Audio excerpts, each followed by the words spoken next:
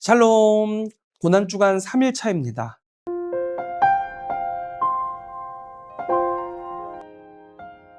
주님의 고난의 깊이가 더욱 깊어지고 있어요.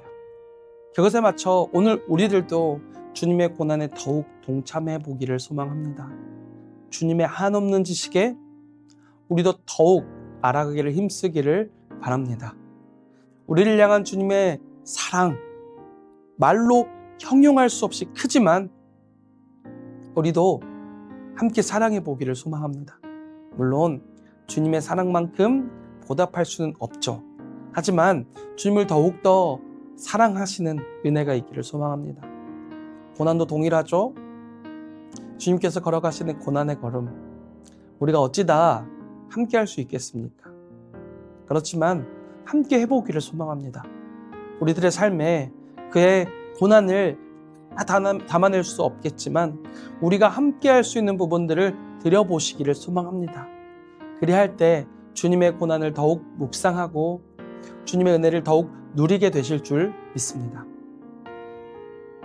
오늘 우리가 함께 읽을 성경은 마태복음 25장부터 26장까지인데 예수님의 마지막 때죠. 예수님의 이 마지막 때 그 주님의 주변 상황이 어땠을까 우리가 한번 상상해 보시면서 성경을 읽으면 더 좋을 것 같습니다. 제자들에게 오사 그 자는 것을 보시고 베드로에게 말씀하시되 너희가 나와 함께 1시간도 이렇게 깨어 있을 수 없더냐. 아멘. 인간은 본래 인간관계 속에서 살아가는 존재입니다. 인간관계 없이 나 혼자 살겠다. 다 필요 없다.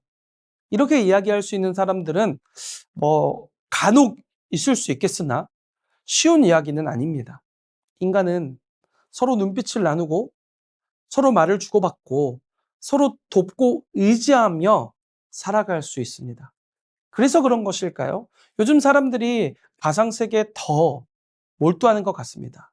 인간관계 하고 싶지 않다. 다른 사람들과 관계하는 것은 피로하다. 혼자가 더 편하다.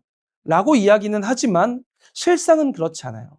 사이버상에서 관계를 맺음으로 결핍을 채우려고 하는 것이죠. 그렇다면 우리 예수님은 어떠셨을까요? 예루살렘에 입성하신 이후 예수님은 많은 사람들 사이에 계셨지만 깊은 고독을 느끼셨을 것입니다. 겉으로는 환호가 넘쳐났지만 십자가의 길을 온전히 이해하고 그 길을 온전히 환호하는 사람은 없었기 때문입니다. 향유 옥합을 깨트린 여인을 통해 잠시 위로가 있었을지라도 가룟 유다와 제자들의 모습 속에서 주님은 여전히 고독을 마주할 수밖에 없으셨을 것입니다. 그때 예수님께서는 이 고독을 해결하시기 위해서 어떻게 하셨을까요? 우리처럼 사이버 세계에 들어가셨을까요? 그것을 의지하셨을까요? 컴퓨터 너머에 있는 이 사람들과 관계를 맺고 고독을 해소하셨을까요? 아니요. 고독 가운데 있었던 예수님은 다른 곳이 아니라 겟셋마네로 올라가십니다.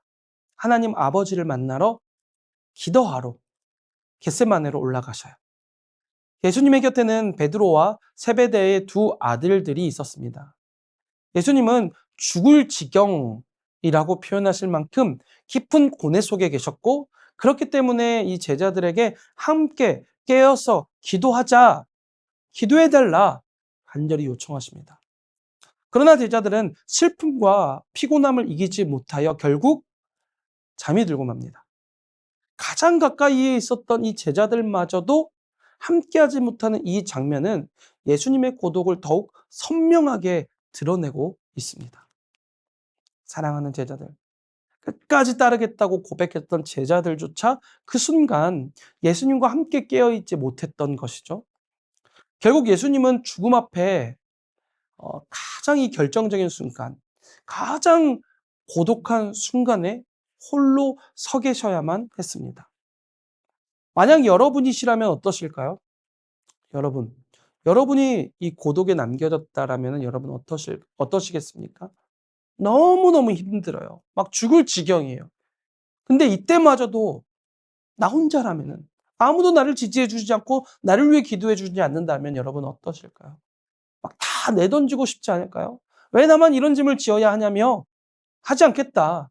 고독하고 싶지 않다라고 이야기하지 않을까요? 그런 우리와는 달리 우리 예수님께서는 고독 앞에 무너지지 않으셨습니다. 오히려 그 고독 속에서 더 깊이 하나님 아버지께 집중하셨습니다. 사람에게서 오는 위로가 끊어진 그 자리에서 하나님과의 관계는 더욱더 깊어져 갔습니다. 고독의 시간이 오히려 기도의 자리로 이어진 것이죠. 오늘 우리는 개인적인 시대를 살아가면서도 고독을 매우 두려워합니다. 겉으로는 괜찮은 척하죠. 전혀 문제가 없는 것처럼 이야기합니다.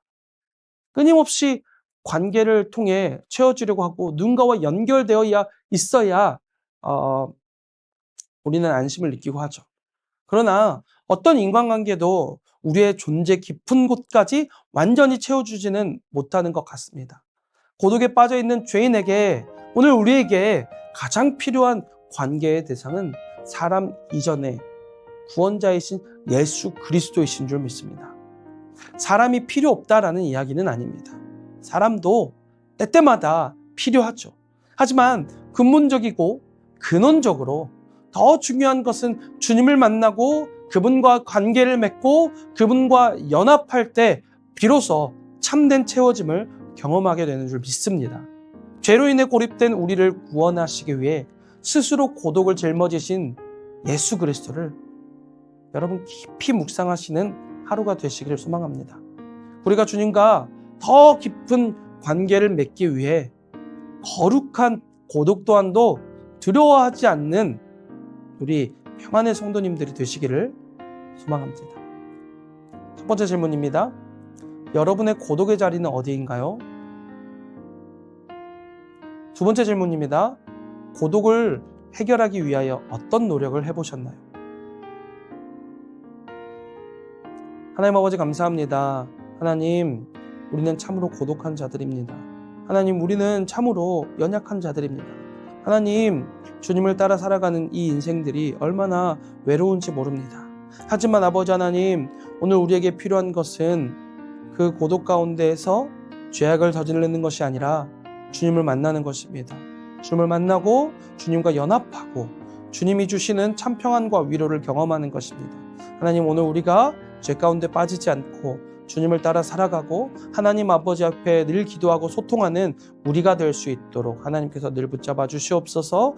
이번 한 주 우리에게 찾아오는 그 고독을 너무 두려워하지 않고 주님과 함께 그것들을 이겨내는 우리가 될 수 있도록 주님 역사하여 주시옵소서.